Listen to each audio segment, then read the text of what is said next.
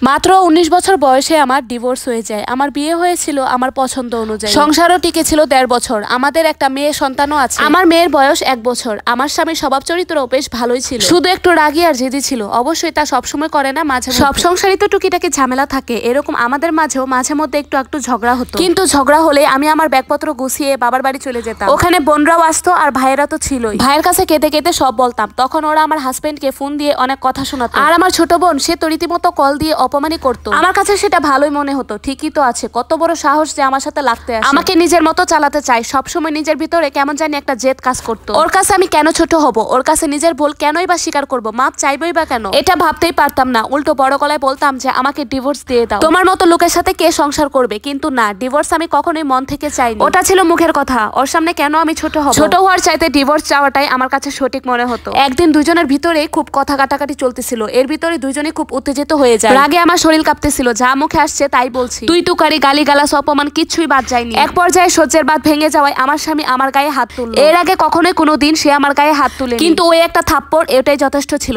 যেই কথা সেই কাজ। আমি ব্যাগপত্র গুছিয়ে বাপের বাড়ি চলে গেলাম। আর হ্যাঁ, বরাবরের মতো এইবারেও নিজের দুষ্টা না বলে শুধুমাত্র ওর দুষ্টাই বললাম। সব কথা শোনার পর আমার পরিবার বলল যে এমন ছেলের সাথে সংসার করার কোনো দরকার নেই, তুমি ওর নামে মামলা দিয়ে দাও। আমিও সবার পরামর্শ অনুযায়ী আমার হাজবেন্ডের নামে নারী নির্যাতনের মামলা ঢুকিয়ে দিলাম। তার কিছুদিন পরেই পুলিশেরা এসে আমার হাজবেন্ডকে ধরে নিয়ে গেল। আমার হাজবেন্ডের বাসা থেকে মুরব্বীরা এসে বারবার আমার কাছে হাত জোর করতে লাগলো আমি যেন তাদের ছেলের নামের মামলাটা তুলে নেই এবং আমি যেন তাদের বাসায় চলে যাই। তবে ভিতরে ভিতরে আমিও চিন্তা করতাম যে আমার স্বামী কি আসলেই জালেম, ও কি নিজ থেকে আমার গায়ে হাত তুলেছে। আমি যদি ওকে এত কথা না শোনাতাম তাহলে কি ও কখনোই আমার গায়ে হাত তুলতো? তবে এইসব কথা পরিবারের সাথে শেয়ার করলে বাবা মা ভাই বোন বলতো, কেন তুই ফিরে যাবি, তুই গেলে অপমানিত হবি এবং তারা তোকে অসহায় ভাববে। একবার তোর গায়ে হাত তুলেছে মানে বারবারই এই কাজটা করবে, কাজেই নিজ থেকে ফিরে যাওয়ার কোনো প্রশ্নই আসে না। কিন্তু মাঝে মাঝে আমার মন চিৎকার দিয়ে উঠতো, আমার স্বামী তো এমন না। আমার স্বামী যেদিন আমার গায়ে হাত তুলেছিল সেদিনও হাঁটু গেড়ে আমার কাছে মাপ চেয়েছিল। এসব ভেবে আমি ওর নামে মামলা তুলে নিলাম, তবে ওর কাছে ফেরত গেলাম না। কিছুদিন পর দুই পরিবারের সালিশ বিচার হওয়ার পর সব দোষ আমি ওর নামেই দিলাম এবং ও সমস্ত দোষ নিজের ঘাড়ে মাথা পেতে নিল। তারপর আমরা নতুন করে আবার সংসার শুরু করলাম। বেশ কয়েকটা মাস ভালোই ছিল। এর মাঝে কি একটা ব্যাপার নিয়ে আমাদের মাঝে তুমুল ঝগড়া। তো যেই কথা সেই কাজ, আবারও সমস্ত ব্যাগপত্র গুছিয়ে আমি বাবার বাড়িতে চলে এলাম। বাবার বাড়িতে চলে আসার পর শুনতে পেলাম আমার হাজবেন্ড নাকি খুব অসুস্থ। তখন আমি চলে যেতে চাইলাম। তখন আমার পরিবার বলল যে এভাবে ঝগড়া করে একা একা গেলে সেটা ভালো দেখায় না। আর আমার বোনদের কথা ছিল যে এইসব অসুস্থ টসুস্থ কিছুই না, সবকিছু হচ্ছে তোকে নিয়ে যাওয়ার বাহানা। আমরা চাচ্ছিলাম ওই পক্ষ থেকে কিছু আত্মীয় স্বজন এসে তার ছেলের ভুল স্বীকার করে আমার হাতে পায়ে ধরে নিয়ে যাক, কিন্তু কেউই আসলো না। কিছুদিন পর ও আমার জন্য ডিভোর্সের কাগজ পাঠিয়ে দিল। আর এই ডিভোর্সের কাগজ দেখার পর আমার পরিবার আরো খেপে গেল। এমনিতে তাদের মেয়েকে রেখেছে